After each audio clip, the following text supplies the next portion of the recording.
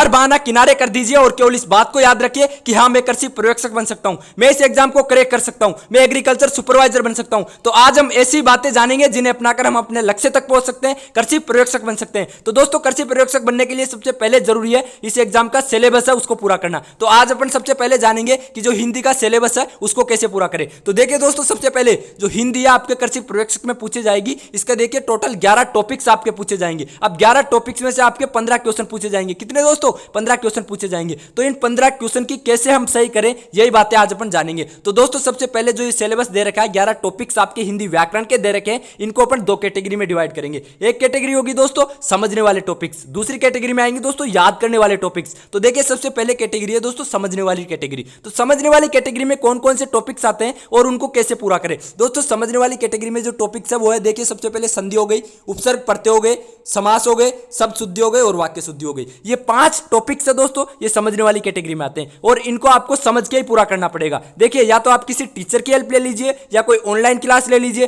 या फिर किसी गाइड से आप इनको पूरा कर लीजिए। जैसा भी आपको सूटेबल लगे उस हिसाब से इन 5 टॉपिक्स को आपको पूरा करना पड़ेगा, समझ के पूरा करना पड़ेगा। देखिए, जब आपको अच्छी तरह टॉपिक समझ में आ जाए, ये पूरे हो जाए, उसके बाद क्या करना है, इसके एग्जाम्पल सोल्व करने, इनके उदाहरण सोल्व करने, ज्यादा से ज्यादा इन क्वेश्चन की प्रैक्टिस करनी है, इन टॉपिक्स की प्रैक्टिस करनी है। तो दोस्तों, ये तो हो गए समझने वाले टॉपिक्स। समझने वाली कैटेगरी में 5 टॉपिक्स आते थे और इनको आपको समझ के पूरा करना पड़ेगा। तो दोस्तों, इन 5 टॉपिक्स को आप पूरा कर लेंगे। फिर उसके बाद आती है दोस्तों याद करने वाली कैटेगरी। याद करने वाली कैटेगरी में देखिए कौन कौन से टॉपिक्स आते हैं। दोस्तों, इस कैटेगरी में टॉपिक्स आते हैं, देखिए एक तो शब्द युग्मों का अर्थभेद, इसके अलावा पर्यायवाची और विलोम शब्द, वाक्यांश के लिए उपयुक्त शब्द, पारिभाषिक शब्दावली, मुहावरे, लोकोक्ति। ये 6 टॉपिक्स है दोस्तों, ये 6 टॉपिक्स आते हैं दोस्तों आपकी याद करने वाली कैटेगरी में। अब इन टॉपिक्स को पूरा करने के लिए देखिए दोस्तों, आपकी मेहनत से पूरे होंगे, आपके परिश्रम से पूरे होंगे। इसमें किसी टीचर का या किसी क्लास का कोई भी रोल नहीं है, या आपकी मेहनत आपके परिश्रम से पूरा होगे। अब देखिए इनको कैसे पूरा करें। तो देखिए यार, इनको पूरा करने के लिए देखिए आपके हिंदी व्याकरण की कोई तो आपके पास गाइड होगी। उस गाइड में से देखिए दोस्तों आप क्या करिए, सबसे पहले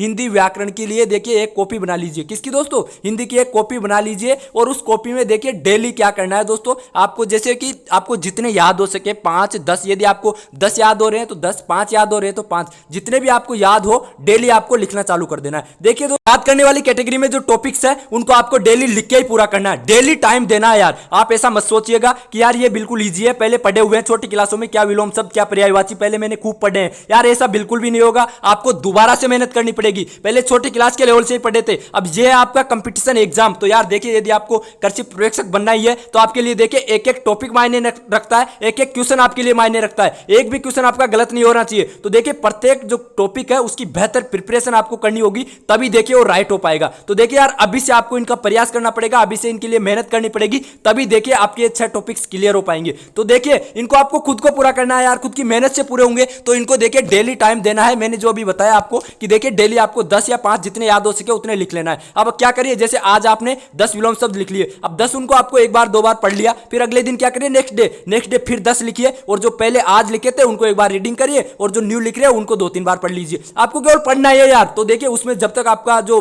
पूरा होगा सिलेबस, जब तक एग्जाम आएगा तब तक देखिए आप आराम से दोस्तों पूरा ये जो 6 टॉपिक्स है इन 6 टॉपिक्स को कवर कर लेंगे और पूरा सिलेबस आपका हिंदी का इजीली पूरा हो जाएगा यार। आपके लिए प्रत्येक सेकंड, प्रत्येक मिनट, प्रत्येक घंटा, प्रत्येक दिन आपके लिए यूजफुल है। तो आपको कोशिश करनी चाहिए कि प्रत्येक सेकंड, प्रत्येक मिनट, प्रत्येक घंटा, प्रत्येक दिन का कैसे बेहतर से बेहतर यूज कर पाऊं, कैसे अपने लक्ष्य की ओर यूज कर पाऊं, कैसे कृषि पर्यवेक्षक बनने की ओर प्रत्येक सेकंड का मैं राइट डायरेक्शन में यूज कर सकूं। तो देखिए यार, इसी बात को ध्यान में रखते हुए आपको क्या करना है, देखिए जैसे कि कोई भी आपको टॉपिक्स याद नहीं हो रहा, जैसे पारिभाषिक शब्दावली में जो मीनिंग्स है वो आपको समझ में नहीं आ रही, याद नहीं हो रही, तो क्या करिए यार, जब आपको किसी खाली पेज में लिख लेना है, जैसे कि आपने 10 मीनिंग लिख ली खाली पेज में, 10 विलोम शब्द लिख लिए, 10 पर्यायवाची लिख लिए, जो भी आपको याद नहीं हो उसको आपको लिख लेना है। और जब भी फ्री टाइम मिले, कहीं उधर उधर टहल रहे हो, बैठ रहे हो, तो जब क्या करिए दोस्तों, उनको आपको बार बार देखना है। तो देख कागज में लिख के तो आप अपने पास रखेंगे हमेशा, जो भी टॉपिक्स में आपको ज्यादा डाउट हो उसको हमेशा अपने पास रखिए और उसको बार बार देखिए। इसके अलावा देखिए आपका फोन है, फोन में देखिए फोटो ले लीजिए, जैसे कि पारिभाषिक शब्दावली आपको याद नहीं हो रही हो, कुछ और हो, उसकी फोटो ले लीजिए और उसको अपने वॉलपेपर पे सेट कर लीजिए। और जब भी आपको टाइम मिले, जब आप देखेंगे अपना फोन यूज करेंगे तो तुरंत वो आपकी आंखों के सामने आएगा।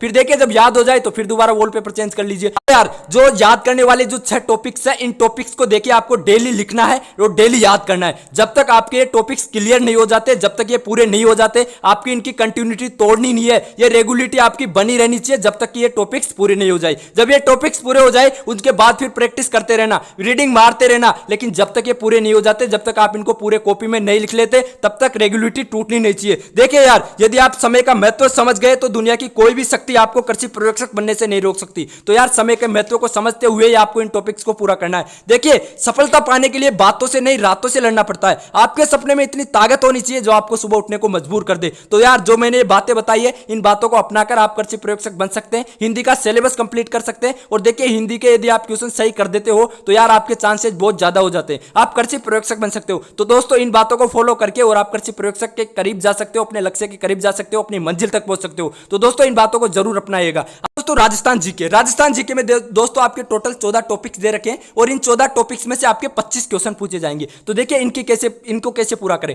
तो दोस्तों, इनको पूरा करने के लिए यार आप किसी गाइड से पढ़ रहे होंगे, किसी नोट से पढ़ रहे होंगे या कोई क्लास ले रहे होंगे, जैसे भी आपको सुटेबल लगे वैसे आप पढ़िए। लेकिन क्या करिए दोस्तों, रिवीजन वाली प्रवृत्ति है उसको आपको याद रखना है। क्या करना है, जैसे कि किसी टॉपिक्स को आप पढ़ लियो, जैसे आज आपने सभ्यता पढ़ ली तो सभ्यता को फिर 7 से 8 दिन बाद आपको दोबारा रिवीजन करना है। देखिए, रिवीजन में आपका ज्यादा टाइम खराब नहीं होगा, रिवीजन आपका बहुत कम समय में हो जाएगा। तो यार, यदि आप एक बार अच्छे से पढ़ लिए हो तो रिवीजन तो आपका वैसे ही हो जाएगा, बहुत कम समय में आपका रिवीजन हो जाएगा। तो रिवीजन वाली प्रवृत्ति को आपको हमेशा फॉलो करना है, रिवीजन हमेशा करते रहना है। देखिए, 7 से 8 दिन बाद रिवीजन कर लिए, फिर उसके बाद 20 से 30 दिन बाद आपको दोबारा से रिवीजन करना है जो टॉपिक्स पढ़े हो। क्या यार, हम भूल जाते हैं एक बार पढ़ते हैं तो रिवीजन वाली प्रवृत्ति को आपको हमेशा ध्यान रखना है और उसको ध्यान में रखते हुए आपको है टॉपिक्स पूरा करना है, अपना सिलेबस कवर करने की कोशिश करना है। समय को ध्यान में विशेष रखना है। समय देखिए कम है, आपके पास टाइम भी कम है, तो उसी के अकॉर्डिंग आपको टॉपिक्स जो दे रखे हैं तो उन टॉपिक्स को डिवाइड करते हुए आपको पढ़ना है कि देखिए कौन से टॉपिक्स में कितना टाइम लग रहा है। इन समय का ध्यान रखते हुए दोस्तों इन टॉपिक्स को आपको पूरा करना है।